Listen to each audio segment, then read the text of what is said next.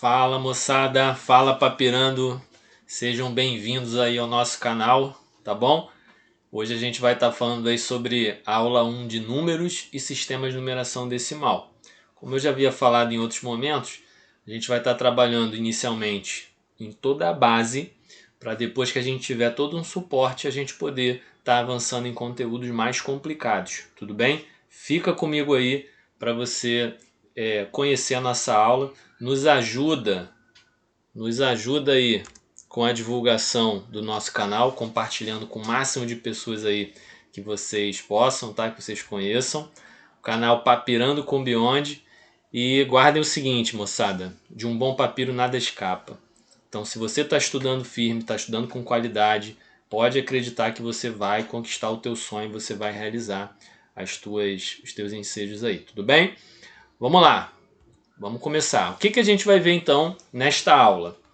Nós vamos ver os números naturais, vamos apresentá-los. Nós vamos falar de ordens e classes. Nós vamos falar dos arredondamentos. E nós vamos falar dos números ordinais. Então repara que a gente vai ver tudo isso, mas com um contexto como se eu não conhecesse ainda a matemática. Eu não tenho bagagem, eu estou zerado, eu estou no zero. Então esse conteúdo, como eu disse, é para aquela galera que está querendo pegar a base, para a galera que vai prestar às vezes um concurso de admissão pré-sexto ano, e para aqueles alunos que estão indo para turmas posteriores, porém não tem base nenhuma. O responsável também quer ajudar o reforço com o filho, o canal também é legal para isso. Vamos lá. Na introdução aqui, eu trouxe 3 imagens, e aí vocês podem reparar na primeira uma campanha de vacinação, e ali a gente tem algumas informações numéricas. Na figura do meio, a gente tem ali, parece um pódio, 3 meninos ali vibrando, também tem informações numéricas ali. E temos um terceiro, ali está escrito Sistema Monetário da Moeda Brasileira, e aí vocês já conhecem as moedas, as notas, né, as cédulas, tem informações numéricas aí. O que a gente já percebe? Como os números aparecem constantemente nas informações do dia a dia, é muito importante conhecê-los e entender os seus significados. Então eu trouxe aqui para vocês apenas 3 situações onde os números foram utilizados e eu precisava conhecê-los para ter um entendimento do que está acontecendo. Perfeito? Vamos avançar? Vamos significar então, vamos identificar aí, definir número, numeral e algarismo. Isso é importante para a nossa caminhada. Número é tudo aquilo que expressa uma quantidade. Tudo que der noção de quantidade, a gente vai chamar de número. Numeral é a forma como a gente representa essa quantidade. Então repara que numeral é bem ligado a número, mas o numeral é a forma como nós o representamos. O algarismo são símbolos que nós usamos para escrevermos qualquer numeral. Na aula de hoje, nós vamos estudar os algarismos do sistema decimal, mas existem outros sistemas de numeração, por exemplo, o sistema de numeração romano. Muitos relógios, né, ainda vêm aquele formato da numeração romana. Então, aqueles símbolos ali utilizados também são algarismos, tudo bem? Mas nós vamos estudar apenas os algarismos do sistema decimal. Esses algarismos eles podem ser significativos, eles expressam quantidade, né? E não significativos. O não significativo é o 0, os significativos do 1 ao 9. Os algarismos, gente, vocês podem ver talvez em alguns números, em alguns livros, que eles também são chamados de algarismos indo-arábicos, porque eles vieram dos povos hindus e dos árabes, tá? E aí, como assim desses dois povos? Um deles expressou o significado do 0 e o outro o significado de 1 a 9. Juntou-se esses dois elementos e formou-se aí o conjunto da numeração decimal. Repara que nós temos aí 9 elementos significativos e 1 não significativo, totalizando 10. Vamos dar sequência aqui. Conjunto dos números naturais. Vamos lá. Pensa aí. Como você contaria, por exemplo, o número de lápis do seu estojo? Botei ali um estojo ali neutro, né, para evitar confusão. Então, como é que eu contaria o número de lápis do meu estojo? Eu poderia não ter nenhum lápis no meu estojo, 0 lápis. Poderia ter 1 lápis, 2 lápis, 3 lápis, 4 e patati patatá e vai embora.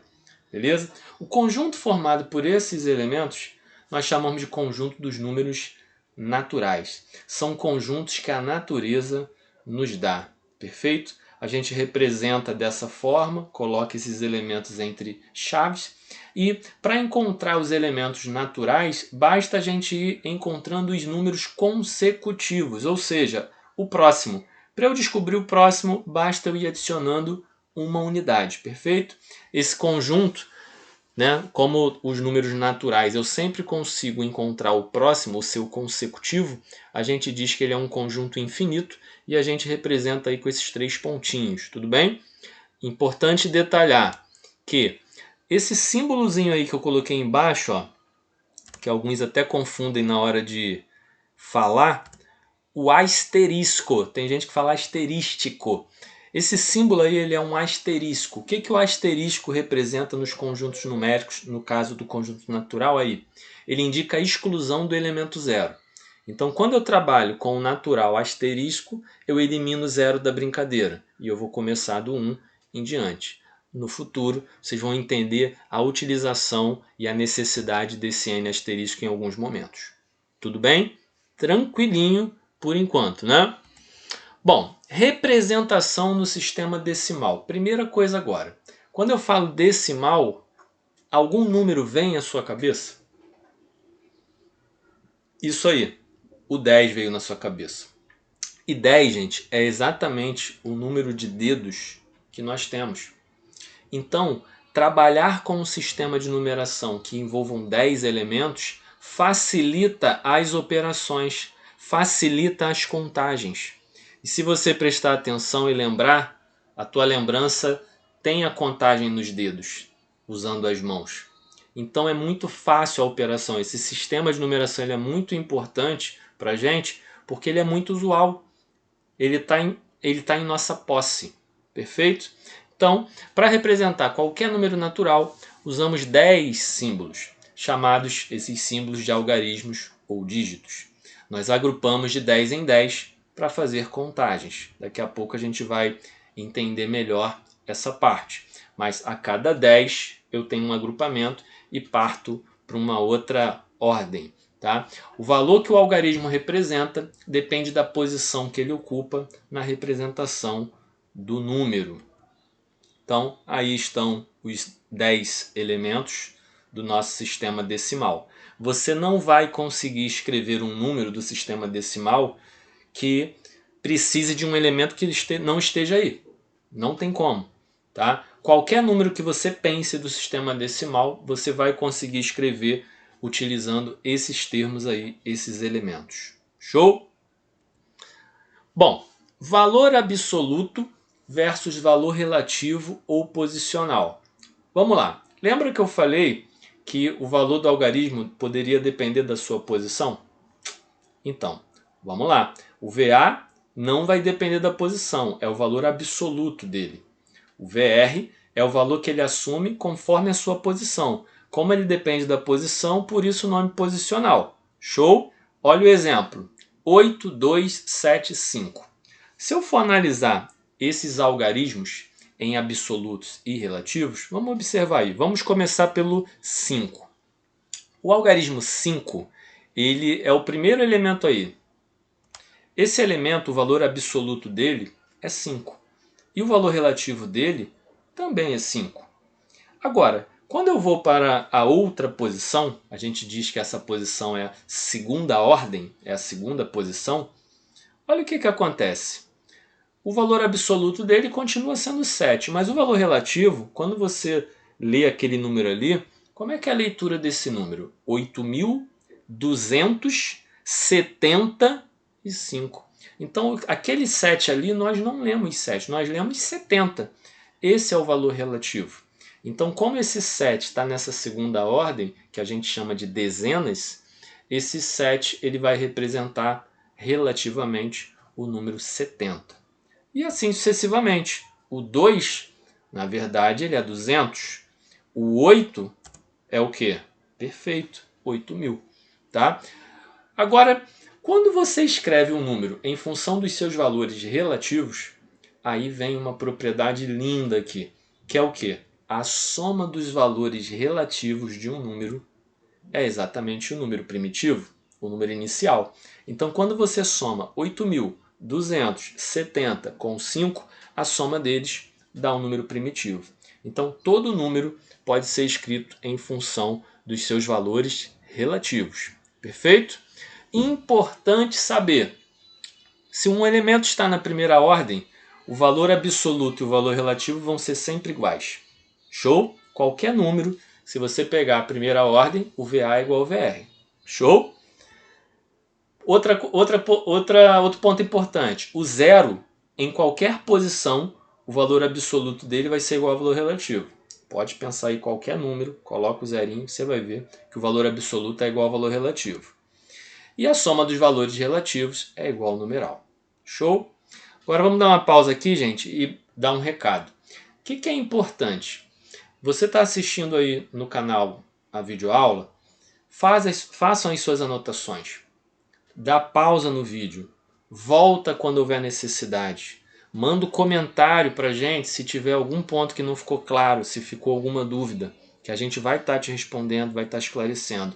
Então é muito importante que vocês tenham um material de apoio para vocês escreverem, anotarem, fazerem anotações, tá? Para não ficar muito rápido aí. Eu estou tentando ser o mais claro aqui, mas às vezes leva-se um tempo, é importante você pausar o vídeo, fazer uma anotação, fazer um registro.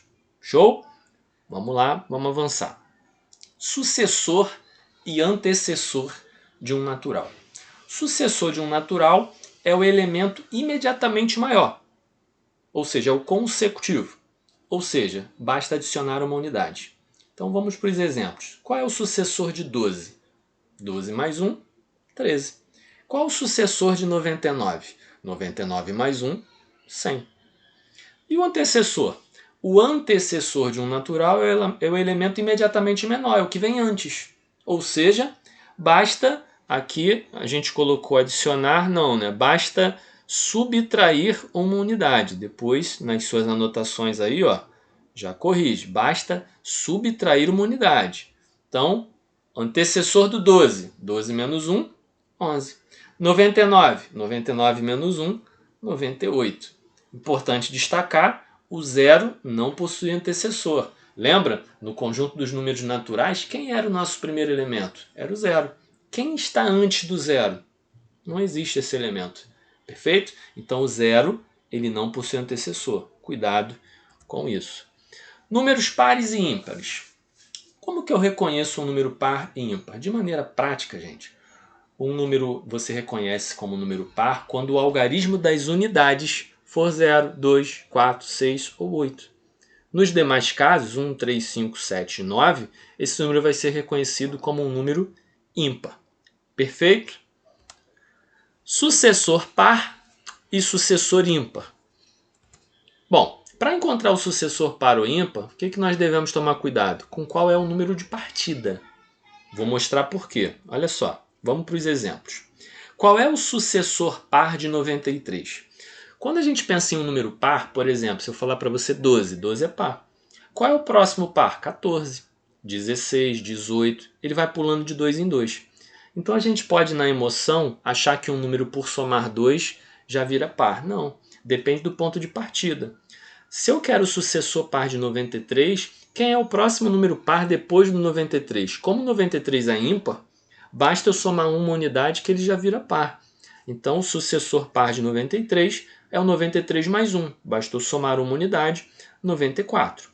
Agora, se eu fosse fazer o sucessor par de 92, se eu pegar o 92 e somar 1, eu crio o 93 que é ímpar. Então, como eu estou partindo de um número par, quando eu adiciono duas unidades é que eu vou chegar no próximo número par.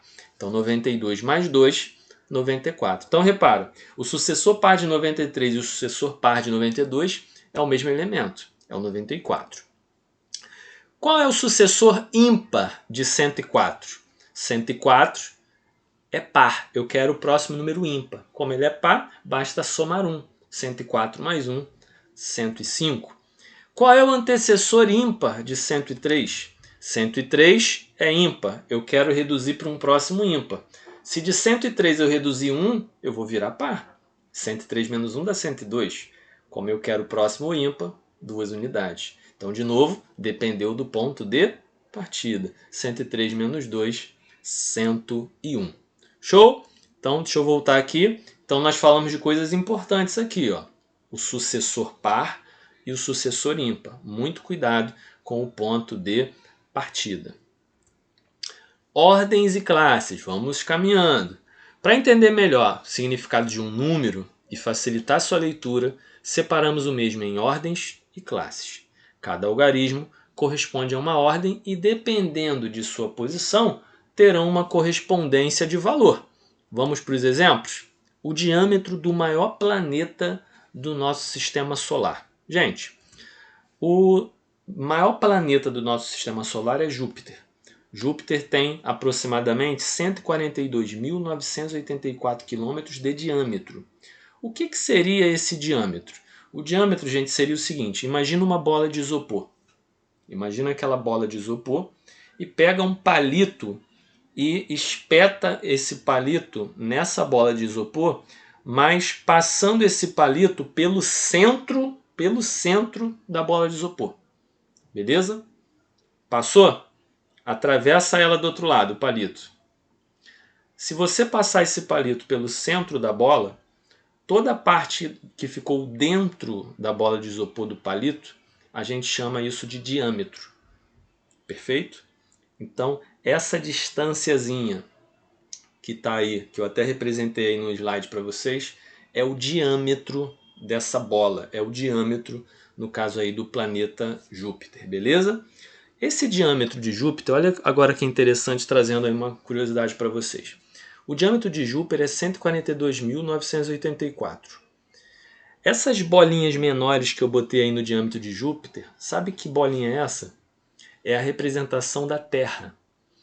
Aproximadamente cabem 11 terras no diâmetro de Júpiter. Isso é para vocês terem uma ideia do tamanho de Júpiter, beleza? Bom, vamos olhar aqui então essa tabela onde eu represento essa quantidade que eu falei, 142.984. Repara, é importante saber que a ordem é numerada da direita para a esquerda. Por isso que está lá atrás a primeira ordem, segunda ordem, terceira ordem, quarta, quinta e sexta. O planeta e o diâmetro de Júpiter tem 6 algarismos. Logo, eu precisei de 6 ordens. Tá? Cada ordem tem um nome, unidade, dezena e centena. Perfeito? Então, coloquei ali os algarismos em suas respectivas ordens. Perfeito?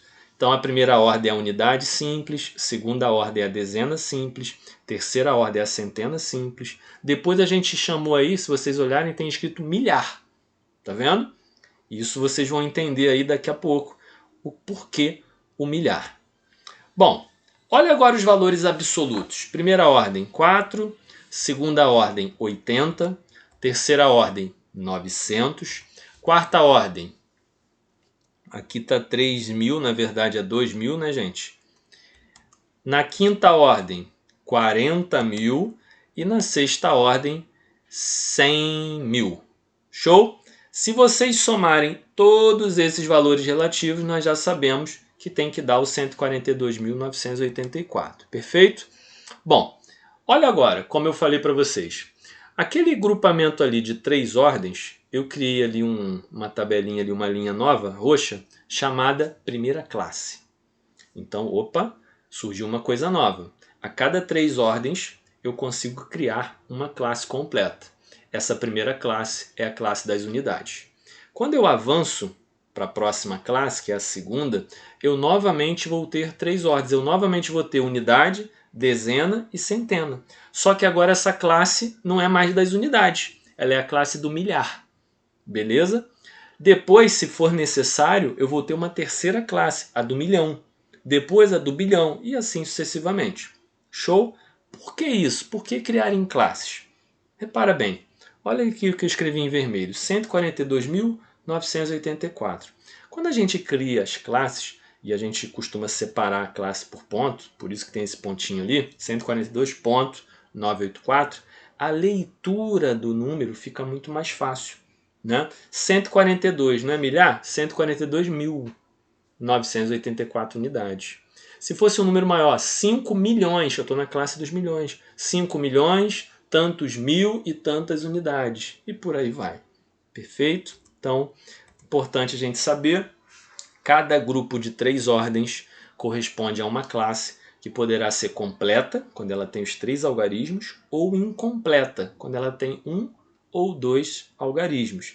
Então, repara, eu tenho uma classe, só que ela pode ser incompleta. Show de bola? Repara, da primeira classe, eu só posso ir para a terceira se eu completar a segunda antes. Show? E assim sucessivamente. Eu só posso ir para uma classe superior se eu completar a classe inferior. Show? Um outro ponto agora importante. Meia unidade de uma ordem qualquer é o mesmo que 5 unidades de ordem imediatamente inferior. Esse conceito aí é mais complicado de entender, eu trouxe um exemplo para vocês. Olha só. Meia unidade de quarta ordem. Bom, vamos na quarta ordem. Olha na tabela lá a quarta ordem. Não é a unidade de milhar? Então, cada elemento que estiver ali vale uma unidade de milhar. Então, se eu estou na unidade de quarta ordem, eu tenho uma unidade de milhar, eu tenho 1.000. Então, isso aí vale 1.000. Show? Se eu quero meia unidade, então eu não quero 1.000, eu quero a metade de 1.000, que é quanto? 500. Show de bola. O que é 500? 500 já não está mais na quarta ordem. O 500, esse 5 agora, ele foi para a terceira ordem. E qual é o algarismo que está na terceira ordem quando você lê 500? É o 5.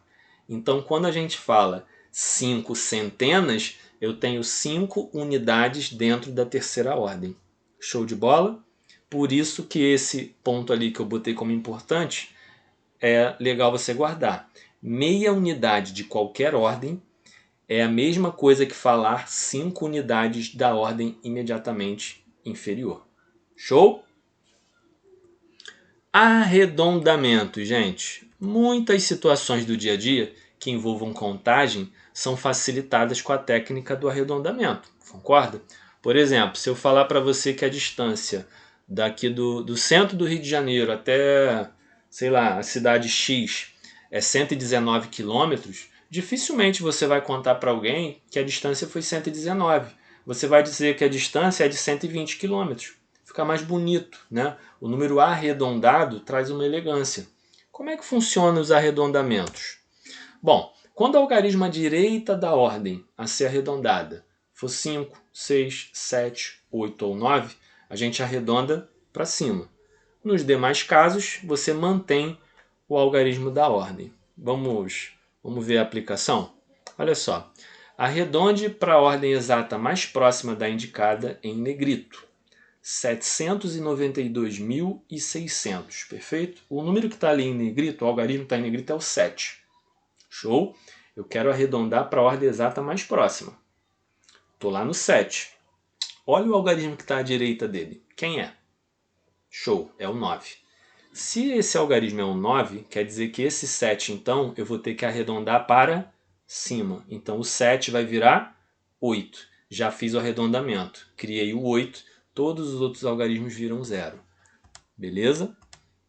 800.000 é a minha aproximação. Então, 792.600. Se eu quiser arredondar para a ordem exata mais próxima, foi para 800.000.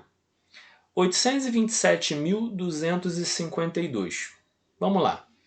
Qual é o algarismo que eu marquei? Foi o 8. Olha quem está à direita dele. É o 2. 2 é um número inferior a 5, né? 2. Então quer dizer que essa aproximação, o 8, eu não preciso jogar ele para cima. Ele vai ficar no mesmo lugar. Beleza? Então a aproximação também vai ser 800. Maravilha? Repara que tem arredondamentos que são mais simples de fazer, como o que eu dei o exemplo, 119 para 120. O arredondamento por ordens, você tem que tomar um cuidado e saber o conceito. Olha agora o próximo, a letra C, 643.092. Agora, a ordem que eu quero arredondar é a ordem ali, a terceira ordem, que está o algarismo 0. Olha quem está do lado dele, é o 9. Então esse 0 eu vou ter que arredondar ele para cima. O 0 vai virar 1. e tudo que vem depois vira zero. Olha lá o arredondamento, 643.100. Show de bola? Entenderam a diferença? Vamos para o próximo, 1761. Agora o algarismo que está marcado é o da segunda ordem, é o 6. Olha o algarismo da direita, 1. Opa, 1 é menor que 5, então eu não preciso mexer no algarismo 6. Mantém o 6 e os outros elementos vão virar 0. 1760. Show de bola? Depois em outro vídeo, eu vou estar trazendo aplicações, exercícios já em concursos desse assunto, para vocês verem que aparece.